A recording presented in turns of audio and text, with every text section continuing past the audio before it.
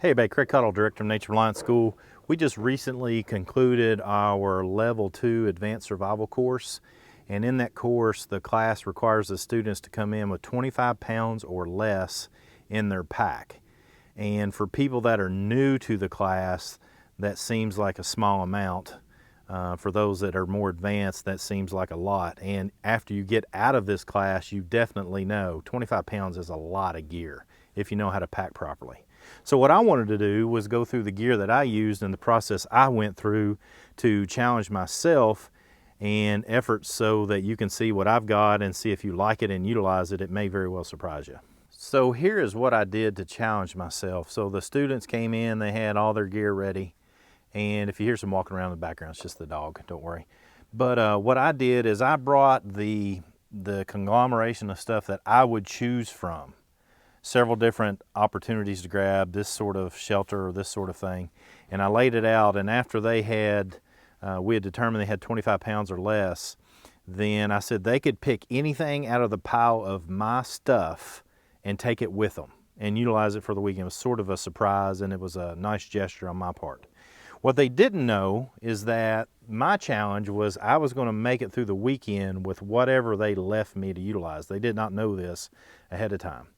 And so what I thought it would do for me is challenge me to not prepare the exact perfect bug out bag type of stuff, but instead I'm given this conglomeration of this and that, and I just had to make it work for the weekend. And so it was challenging for me, and definitely lent itself some good opportunities for me to learn as well. First off, the blade, I didn't give them a choice. I took my blade, the new Chamonix. I carried it in the Kydex sheath, and I carried it in the Kydex sheath on my belt. Basically what I did, just to try something new, is I wrapped paracord all the way around this and just slid it on my belt and carried it on appendix carry left side, horizontal on the belt. Worked exceptionally well for that. Another thing that I did not give them access to was I carry my basic, this is the oh crap things that I need to survive, literally not much in here for my chest kit, and I was going to carry that, and I did carry that. One of the big surprises was that this jacket right here is one of the most comfortable jackets I've ever owned in my life. A friend of mine gave it to me, and I love this jacket. My family gets tired of me wearing this thing, but it's a cotton jacket. It's exceptionally warm, and the guys in class ended up picking all my technical jackets up, the things that had really good insulation in them. I didn't have any left, so I ended up wearing this for the weekend. Underneath of it, I had a long sleeve wicking shirt, but this is the jacket on top of that, and that's what I wore all weekend, and that's all I had for insulation, really.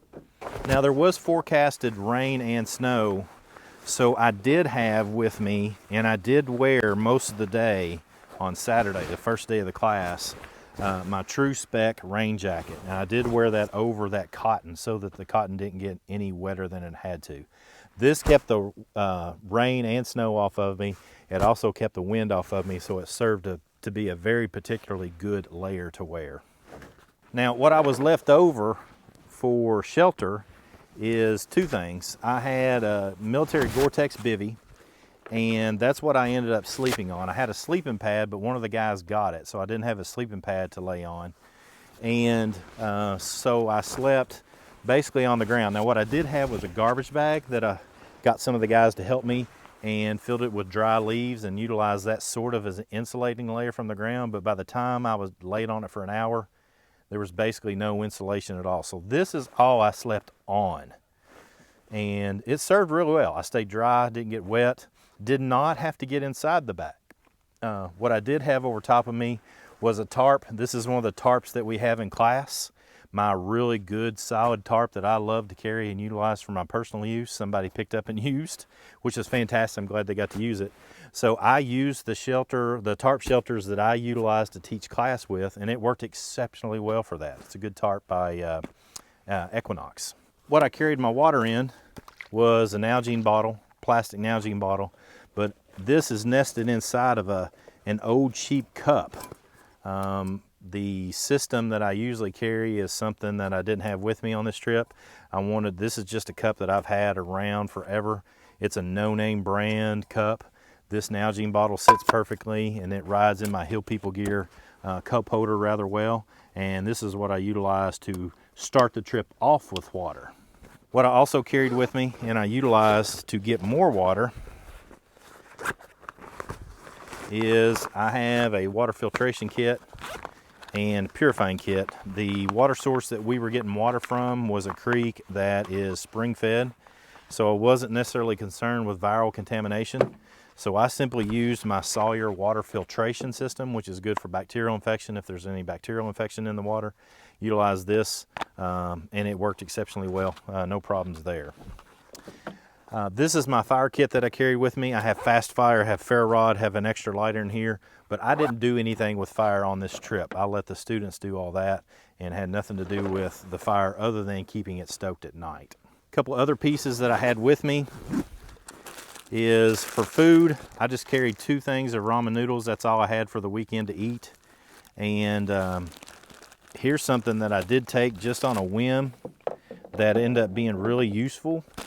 Was I put some hand warmers in my kit, in my bag, and when I went to sleep at night, I took that same jacket that I had on and put hand warmers down in the pockets and just kept my hands in my pockets all night. And I had another one that I laid right on my chest. Sometimes I put those hand warmers on my kidneys to help keep me warm, but I didn't really get cold. I have one other thing that's going to help me with that though. What I had was my Wilderness Innovation poncho liner. Now, this thing kept me exceptionally warm. Exceptionally warm. I was very pleased with it. It's just, if you've noticed, it filled this whole pack up. And that is the only complaint I have with Wilderness Innovation poncho liner. These, it has a name and I can't remember the name right now. They're fantastic. They're very good and warm, but they're huge. They take up a lot of space and they don't come packed as well as I'd like for them to. And that, you all, is it. That is what I survived on for 3 days, which is not a big long to survive. It's just, it's training. It's an opportunity to go out and take your gear and utilize it. And we did all sorts of things. We built shelters. We collected firewood that burned all night. We built squirrel poles. We built figure 4 deadfall traps. We used a whole lot of land navigation. We talked about ham radio use and how to extricate yourself for contact search and rescue. These are all things that we did, and a whole lot more, obviously, a whole lot more over a weekend. So the reason I wanted to show this is to give you some ideas of some of the things that I utilized, as well as just give you some insight into a way that you can go challenge yourself and, you know, lay out your stuff and let your kids, your little kids, pick what it is that you're going to go to class with and let that be a challenge. Or tell yourself you're going to lay everything out and you're only allowed to take 10 items and you got to pick 10 items, whatever it be, whatever it is that you can do. Just do what it is that you can to constantly challenge yourself and not always have everything perfect for you. Learn how to deal with situations where you're not in control and learn how to adapt, improvise, and overcome.